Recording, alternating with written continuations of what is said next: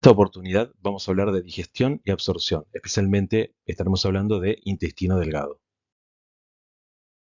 Comencemos por el agua. En principio podríamos decir que se ingieren diariamente aproximadamente entre 1,8 y 2 litros de agua. Además de esta agua que se va consumiendo, se van a vertir en la luz de todo el tubo digestivo cerca de 7 litros de agua. Aproximadamente reabsorbemos unos 7.500 mililitros en el intestino delgado y unos 1.300 a 1.500 mililitros en el colon.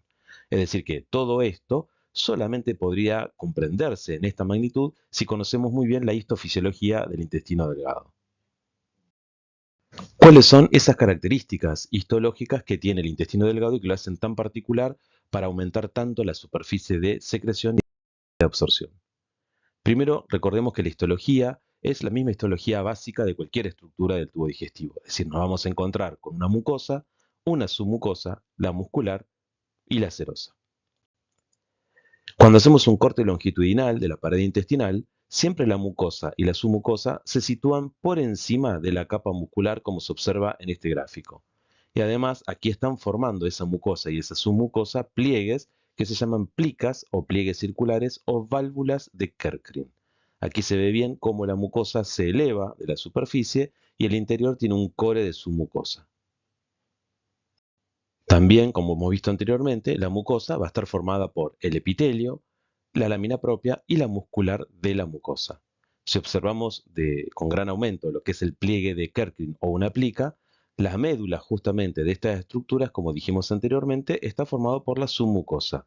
Y fíjense que algunas llegan a medir 8 milímetros de largo y 5 centímetros de ancho. Debido al gran número que tenemos de pliegues circulares, estos son los responsables de la disminución de la velocidad del tránsito intestinal y al mismo tiempo del aumento de superficie capaz de absorber a nivel intestinal. Pero cuando citamos a la mucosa, como la capa más superficial, aquella que da la luz, obviamente esta mucosa está formada por un epitelio. Y ese epitelio que nos va a acompañar a lo largo de prácticamente este tubo digestivo intestinal es el epitelio cilíndrico simple. Este epitelio de la mucosa se va a proyectar a la superficie intestinal para luego hundirse nuevamente formando proyecciones en forma de dedos que se llaman vellosidades. Esto se observa bien en el gráfico que tienen a la izquierda. En este caso, la médula de las vellosidades va a ser la lámina propia. Tal como ustedes observan aquí en esta diapositiva, a la izquierda y a la derecha, observan dos pliegues de Kerckrin. Y al mismo tiempo podemos observar que cada pliegue de Kerckrin está formado por invaginaciones y evaginaciones de esa mucosa que tiene la lámina propia como el core o centro. Acá podemos identificar al epitelio, que será un epitelio cilíndrico simple, obviamente formado por la principal célula de todo el tubo digestivo, en este caso el intestino, que se denomina enterocito. Al mismo tiempo, podemos observar que entre vellosidad y vellosidad, ¿sí?, vamos a encontrar glándulas tubulares simples, las que penetran en la lámina propia hasta casi ponerse en contacto con la muscular de la mucosa. Y estas son las que se llaman criptas o glándulas de Lieberkühn. En este gráfico, en blanco y negro, se observa nuevamente cómo observamos las vellosidades. Aquí tenemos 4 en primera plana, ¿sí?, pero al final, entre vellosidad y vellosidad, algunas de las glándulas de Lieberkühn. Estas criptas o glándulas de Lieberkühn no van a ser igual a lo largo de todo el intestino, ¿sí? Fíjense que en este caso está conformado por una gran cantidad de células caliciformes y esto es el colon. Ahora bien, volvamos al intestino delgado. El epitelio de la mucosa puede dividirse entonces en el epitelio de las vellosidades y el epitelio de las criptas. La célula principal siempre va a ser el enterocito, que va a ser una célula de absorción, es un epitelio cilíndrico simple, tiene núcleos basales, como se ve aquí en la figura, un citoplasma bien eosinofílico. La superficie apical, aunque aquí se nota poco, posee un borde en cepillo, es lo que se conoce como el ribete en cepillo. Es intensamente eosinofílico y va a estar formado por microvellosidades y el glicocálix. Esta superficie de estas microvellosidades actúa como una barrera contra los diferentes microorganismos y cualquier sustancia extraña. Además contiene una gran cantidad de enzimas como peptidasas, disacaridasas, que vamos a ver un poco más tarde, y que van a intervenir estas enzimas en los procesos digestivos finales. En esta diapositiva se observan enterocitos, como dijimos, estas células cilíndricas simples, pero entre estos enterocitos se van a encontrar otro tipo de células que son las células caliciformes.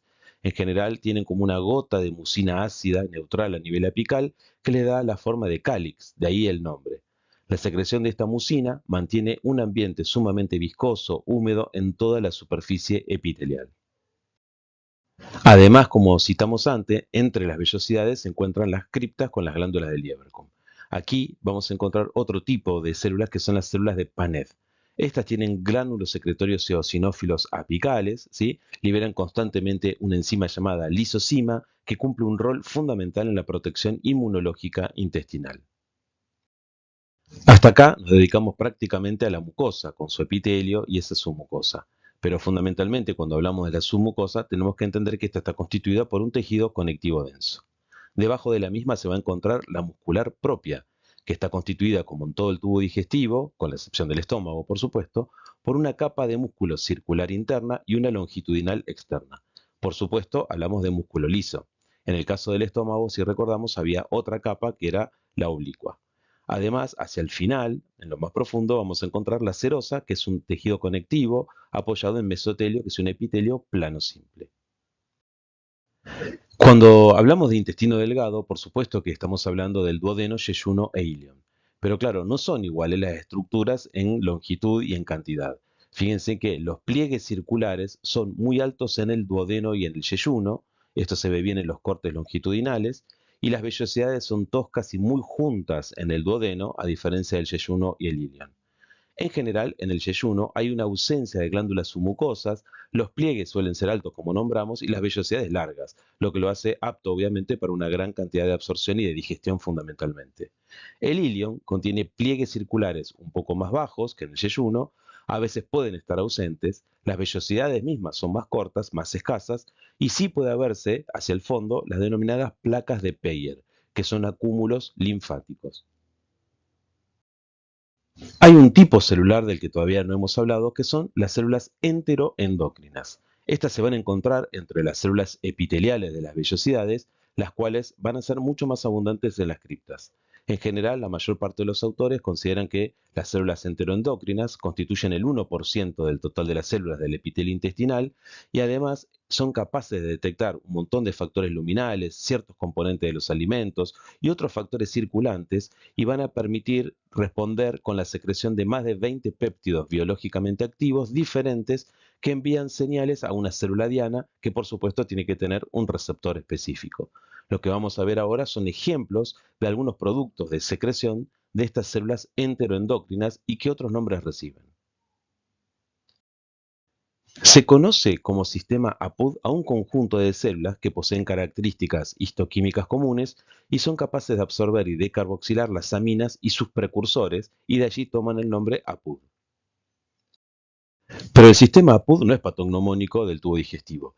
Es verdad que hay células del sistema APUD en el sistema gastrointestinal, también hay células de este tipo a nivel pancreático, en la médula suprarrenal, las células parafoliculares de la tiroides se consideran de este sistema, las células generadoras de ACTH y MSH en la adenohipófisis y también algunos quimiorreceptores presentes en el glomus carotídeo. Estas células enteroendocrinas del sistema PUD básicamente se dividen y se las nomina con diferentes nombres. Aquí tienen la célula tipo A, cuya localización está en el estómago, el intestino delgado y el intestino grueso, que liberan enteroglucagón. El efecto que tiene esta hormona que viaja por sangre es estimular la glucogenólisis hepática. Otras células son las células D, presentes en estómago e intestino delgado, que liberan somatostatina. La somatostatina es una de las hormonas principales inhibitorias de todo el tubo digestivo.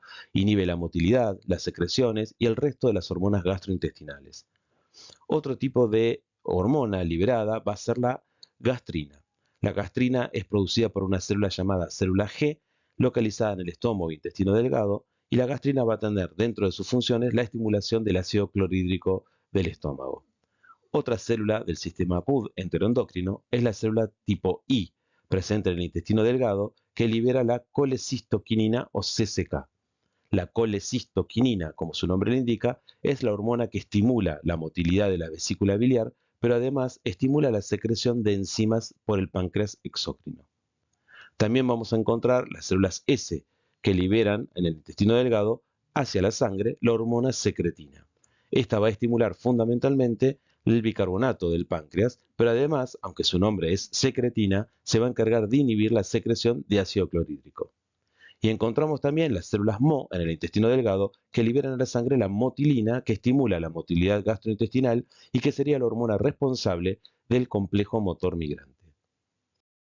Como aprendimos en la clase de estómago, este consta de tres áreas anatómicas, básicamente el fundus o fondo, el cuerpo gigante y el antro.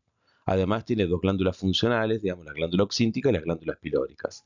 La característica distintiva de la glándula oxíntica es la célula parietal, que es la que se va a encargar de la liberación de ácido clorhídrico aparte del factor intrínseco. Mientras que la característica distintiva de la glándula pilórica va a ser la célula G o de gastrina. La gastrina es liberada por las células G, presentes en el antro gástrico y la parte superior del duodeno. ¿Cuáles son las funciones de la gastrina? Estimular la secreción de ácido clorhídrico, fundamentalmente estimulando la liberación de histamina e interactuando con acetilcolina. Además, la gastrina prolifera la mucosa en el estómago, puede inhibir la apoptosis del epitelio gástrico y permite además la contracción del esfínter esofágico inferior y la contracción del músculo liso y su actividad eléctrica. Por su parte, la somatostatina, que es liberada por las células D oxínticas, es el principal inhibidor de la secreción ácida. Esta somatostatina va a actuar fundamentalmente a través de un receptor SSTR2, inhibiendo así a la célula parietal, tanto directa como indirectamente, al inhibir la liberación también de histamina de las células enterocromafines. Esto es importante recordar que todo lo que venimos hablando hasta ahora, gastrina y en este caso la somatostatina, son productos de liberación hacia la sangre. Por lo tanto, no están en la luz del estómago, en el intestino delgado, sino que actúan a través, obviamente, de la sangre, llegando a contactar con receptores específicos en las células que estamos nombrando en este momento. Por su parte, la gastrina, que dijimos que era liberada por la célula G, se une a receptores de colecistoquinina 2. Estos receptores van a activar una fosfolipasa C que inducen la liberación de calcio en el citosol de las células. La gastrina estimula directamente a la célula parietal y, lo que es más importante, indirectamente a las células que liberan histamina. La histamina es el principal estímulo liberador de ácido clorhídrico en la célula parietal. Por eso que la gastrina, junto con la histamina, son las dos hormonas fundamentales para la secreción de ácido clorhídrico. Una de las primeras hormonas gastrointestinales descubiertas es la hormona secretina. Esta es liberada por las células S y el descubrimiento se realizó a comienzos del siglo XX por Baylis y Starling. Los estímulos principales para la liberación por parte de la célula S del duodeno de secretina es la llegada del ácido clorhídrico desde el estómago. Depende de la acidez del quimo que llega al duodeno con un pH menor a 4,5 debido a la presencia de productos proteicos y ácidos en la mucosa. ¿Qué función tiene la secretina? Bueno, una de las principales funciones es estimular a las células ductales del páncreas exócrino para la liberación de un gran volumen de un líquido rico en bicarbonato de sodio, que es en definitiva el que le va a dar el componente alcalino al jugo pancreático cercano a un pH 8. Además, la secretina inhibe a la secreción de ácido clorhídrico y por lo tanto podríamos decir que para algunos textos como el Bessy Taylor, la secretina se la denomina el bombero del intestino, ya que la misma apaga obviamente la acidez producida por este ácido clorhídrico liberado por las células parietales del estómago. La otra hormona importante es la colecistoquinina o CCK. Esta es producida por unas células llamadas células I en el duodeno y en el yeyuno ante la estimulación del quimo. Básicamente la colecistoquinina es producida su secreción fundamentalmente por una comida rica en lípidos. Básicamente la acción que tiene la CCK es la contracción de la vesícula biliar y la secreción de enzimas pancreáticas. Los estímulos fundamentales, como mencioné anteriormente, para la secreción de CCK es una comida rica en ácidos grasos y en ciertos aminoácidos. Por lo general, al pasar el quimo por el duodeno, cesa el estímulo.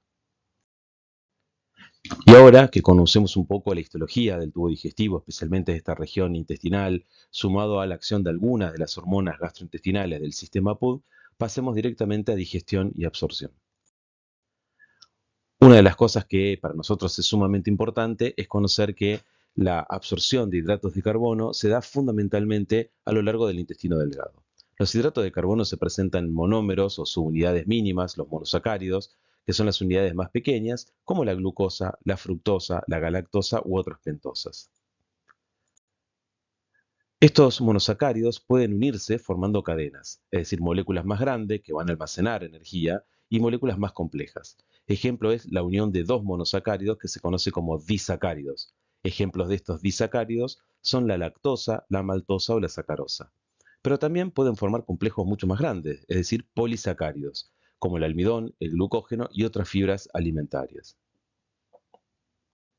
Como mencionamos recién, los principales disacáridos que tenemos son la sacarosa, formados por dos unidades de glucosa y fructosa, la maltosa, formada por dos unidades de glucosa, y la lactosa, formada por glucosa y galactosa. Y dentro de los polisacáridos tenemos que diferenciar aquellos que tienen que ver básicamente con un origen vegetal, como el almidón, formado por varias unidades de glucosa, o, el que es importante para nosotros también, obviamente el glucógeno, de origen animal, formada por varias unidades de glucosa y que se va a constituir en el hígado una de las fuentes principales de glucosa. La digestión del almidón va a comenzar en la boca gracias a la acción de la amilasa salival y luego va a continuar con la amilasa pancreática. ¿Cómo actúa la amilasa salival y la amilasa pancreática de igual manera? La amilasa básicamente se encarga de romper los enlaces alfa 1,4 glicosídicos que contiene justamente el almidón. Por otro lado, tenemos las sacaridasas, es decir, enzimas del ribete en cepillo unidas en general a la membrana de la superficie luminal de los enterocitos de este intestino delgado. Hay 4 enzimas principales del ribete en cepillo que van a participar en la digestión de carbohidratos. La isomaltasa, que va a escindir enlaces alfa 1,6 glicosídicos, la maltasa, que va a dividir a la maltosa en glucosa-glucosa, por ejemplo, la lactasa, que divide a la lactosa en glucosa y galactosa, y la sacarasa, que va a dividir a la sacarosa en glucosa-fructosa. Una vez generados estos monosacáridos por la digestión, van a penetrar a través del enterocito gracias a difusión facilitada con cotransporte de sodio, lo que sucede con la glucosa y galactosa, o por otro tipo de difusión facilitada, como en el caso de la fructosa. Como se observa en la siguiente diapositiva, la glucosa y galactosa utilizan este cotransporte de sodio a través de este GLUT número 1 y luego pueden salir del enterocito hacia el lado vasolateral a través del GLUT 2. O en otro ejemplo, la fructosa puede seguir, obviamente, a través del GLUT 5 el camino de la región vasolateral a través del mismo transportador. También mucho de esto está acoplado a la bomba sodio-potasio ATPasa. En cuanto a los lípidos, lo primero es aclarar que su base lo constituyen los ácidos grasos, y vamos a tener ácidos grasos saturados e insaturados. Dentro de los lípidos hay que rescatar a uno de los principales componentes de la dieta, que son los triglicéridos. La estructura básica de un triglicérido es el glicerol unido a 3 ácidos grasos. Hay una clasificación justamente de estos ácidos grasos según el tipo de enlaces entre sus átomos de carbono, según sean saturados o insaturados, como mencionamos en la diapositiva anterior.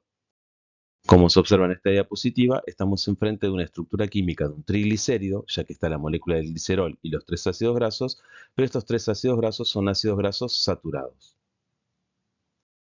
Y en este caso encontramos la molécula de triglicérido con un ácido graso insaturado, donde se observa justamente a través de este doble enlace entre los carbonos. Los otros tipos de lípidos importantes son los fosfolípidos y el colesterol. Casi todos los lípidos de la dieta son triglicéridos, un 98%. El resto son ésteres de colesterol y fosfolípidos. Los lípidos en general son fácilmente digeridos en la luz intestinal, pero por ser hidrofóbicos, su entrada a las células absortivas del ribete en cepillo es muy difícil. Una de las enzimas que participa va a ser la lipasa lingual y otra va a ser la lipasa gástrica. Luego, a nivel intestinal, van a ser tomados fundamentalmente por un conjunto de enzimas, entre ellas la lipasa pancreática, para ser finalmente digeridos a constituyentes menores. La lipasa pancreáticas es estimulada gracias a la colecistoquinina, que como vimos anteriormente proviene de las células I del intestino delgado. Obviamente, la tripsina, que proviene del páncreas, va a activar en la luz del duodeno a otras diferentes enzimas, por ejemplo la procolipasa pancreática, que se transforma en colipasa, la cual va a facilitar la acción final de la lipasa. En el caso de los fosfolípidos, los mismos van a ser emulsificados gracias a los ácidos biliares y sales biliares procedentes del hígado. La fosfolipasa A2 hidroliza los fosfolípidos a isofosfolípidos y ácidos grasos libres. La digestión del colesterol también es emulsificada por sales biliares y va a ser tomada por una enzima llamada colesterol esterasa que hidroliza a los ésteres de colesterol en ácidos grasos libres y colesterol. En el caso de las proteínas, hay que recordar que la enteroquinasa, que es una enzima que se encuentra en el ribete en cepillo naturalmente, es la que va a transformar el tripsinógeno proveniente del páncreas en su forma inactiva a tripsina activa. Es decir que en el jugo pancreático, aparte de haber bicarbonato y sodio, hay un conjunto de enzimas pancreáticas dentro de las cuales se encuentra el tripsinógeno. Este, al llegar a la luz, se transforma en tripsina por acción de la enteroquinasa que ya se encuentra en el ribete en cepillo. Y esta tripsina activa es la que genera la cascada de activación del resto de las enzimas pancreáticas para comenzar con la digestión de los alimentos a nivel luminal. Una de las características distintivas de los ácidos grasos con respecto a las proteínas y los hidratos de carbono es que mientras estos últimos, es decir, hidratos de carbono y proteínas, pueden absorberse pasando a través de las células enterocíticas del intestino delgado, en el caso de los ácidos grasos van a terminar pasando no al torrente vascular, digamos, o sanguíneo, sino a la linfa en formato de kilomicrones. ¿Y qué ocurre con la digestión de las proteínas? Una de las enzimas fundamentales en la digestión proteica es el pepsinógeno. El pepsinógeno es liberado por las células principales del estómago y se transforma en la luz gástrica gracias a la acción del ácido clorhídrico en pepsina. Esta pepsina va a atacar ciertos enlaces entre las proteínas. El tripsinógeno, que mencionamos anteriormente, proveniente del páncreas, va a transformarse en tripsina gracias a una enteroquinasa o enteropeptricina que vas a encontrar en el ribete en cepillo. También tenemos el quimiotripsinógeno pancreático, que se transforma en quimiotripsina, y luego tenemos a la proelastasa y a las procarboxipeptidasas A y B, también procedentes del páncreas, que se van a activar gracias a esa tripsina inicial en elastasa, carboxipeptidasa A y B. Mencionamos anteriormente que el precursor llamado pepsinógeno de las células principales se transforma en pepsina por el ácido clorhídrico y después puede hacerlo en forma autocatalítica. Ya nombramos a diferentes enzimas pancreáticas que se encargan de la digestión de proteínas, pero es recomendable dividirlas en aquellas que van a clivar sectores internos de las proteínas, es decir, endopeptidasas pancreáticas, dentro de las cuales está el quimiotripsinógeno y la proelastasa, y también las exopeptidasas, es decir, aquellas que clivan los extremos amino o carboxilo terminal. ¿Qué ocurre cuando se produce la digestión de las proteínas? En general, los péptidos de más de 4 aminoácidos son hidrolizados por enzimas del ribete en cepillo, por exopeptidasas, y luego estos aminoácidos simples que quedan se absorben directamente. Aquellos pequeños péptidos de 2-3 aminoácidos se pueden absorber en el intestino por algún transporte estéreo específico. Luego actuarán exopeptidasas intracelulares, por ejemplo, aminopeptidasas, dipeptidasas, que van a obtener de ellos aminoácidos sencillos y que estos van a pasar a la vena porta. ¿Qué ocurre con las vitaminas? Dentro de las vitaminas tenemos aquellas hidrosolubles, como la vitamina C, que se absorbe en el ilion, y luego la vitamina B, como la B1 tiamina, B2 riboflavina o la biotina o la B12, que se absorben en diferentes regiones. Por ejemplo, la vitamina B1, B2 y la biotina lo van a hacer en el yeyuno, pero es fundamental recordar que la vitamina B12 se absorbe en el ilion distal gracias a la presencia del factor intrínseco que es liberado por las células parietales del estómago. El sistema de absorción de la vitamina B12 es bastante complejo. En general, luego del consumo a través de los alimentos, esta vitamina B12 se va a unir a la aptocorrina o proteína R de la saliva y va a comenzar viajando unido a ella a través de la luz gástrica y luego del duodeno. A nivel estomacal ya sabemos que las células parietales van a liberar el factor intrínseco, pero todavía no pueden unirse a la vitamina B12 ya que ésta está unida a esa aptocorrina o proteína R. Cuando llega a la luz del duodeno, la tripsina pancreática destruye a las proteínas R, dejando libre en la luz a la vitamina B12. Ahora sí, la vitamina B12 puede unirse al factor intrínseco y ambos van a llegar al ilion distal, donde se va a unir a una proteína de transporte, y en el enterocito se une la B12 a la transcobalamina 2, que va a salir y dirigirse luego a la médula ósea, que es una de las funciones principales que va a cumplir en la duplicación del ADN. Luego tenemos las vitaminas liposolubles. Estas son el sistema ADEC, es decir, la vitamina A, que se absorbe fundamentalmente en el yeyuno ilion por difusión pasiva, y la vitamina D, E y K, que prácticamente tienen los mismos mecanismos de absorción. Con respecto a los minerales, el primero que tenemos que recordar es el hierro. El hierro, en general, de estado férrico pasa a ferroso, y esta es la forma por la que generalmente se absorbe la mayor parte del hierro. Este hierro en forma ferrosa, por acción de la ferroxidasa, se va a transformar nuevamente en férrico y este va a poder unirse a diferentes proteínas unidas o va a salir hacia la luz del lado vasolateral del enterocito.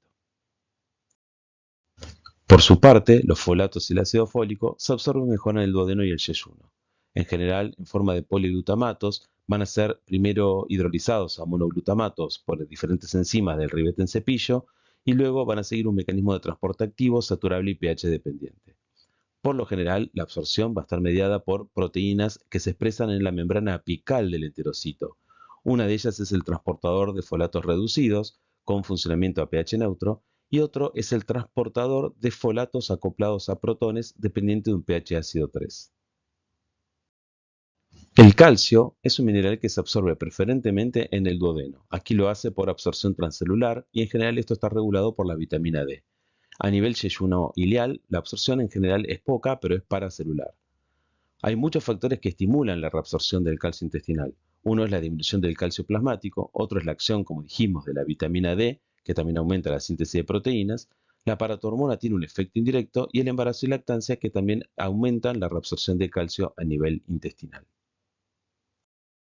Llegamos al final de la clase de absorción y digestión. Espero que se haya comprendido y quedo a disposición.